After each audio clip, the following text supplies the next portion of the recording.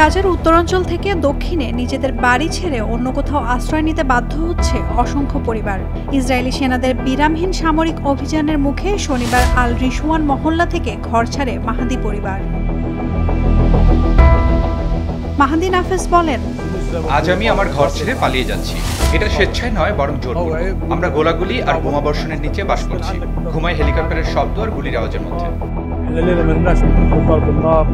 মাহাদির স্ত্রী মাহা ক্যান্সারের রোগী। ভাঙা গলায় তিনি বলছিলেন, এটা আমাদের জীবনের সবচেয়ে খারাপ দিন। জীবন যেন শেষ হয়ে গেছে, আমরা শুধু শ্বাস নিচ্ছি, কিন্তু আত্মা যেন মরে গেছে।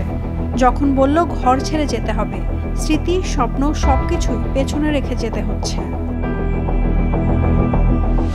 এদিকে শুক্রবার গাজা শহরকে বিপজ্জনক যুদ্ধক্ষেত্র ঘোষণা করেছে ইসরায়েলি সেনারা। সেনা মুখপাত্র আভিগাই আদ্রেই জানিয়েছেন, শহরের উপকণ্ঠে প্রাথমিক অভিযান শুরু হয়েছে। এর আগে ইসরায়েলি নিরাপত্তা মন্ত্রিসভা গাজা শহরের নিয়ন্ত্রণ নেওয়ার পরিকল্পনা অনুমোদন করে।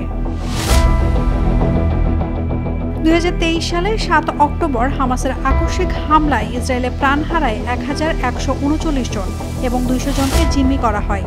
এর প্রতিশোধে ইসরায়েল গাজা জুড়ে ব্যাপক সামরিক অভিযান শুরু করে, যার জের ধরে এখন পর্যন্ত গাজায় নিহতের সংখ্যা দাঁড়িয়েছে 63,371 এবং আহত হয়েছেন প্রায় 1,59,835 জন।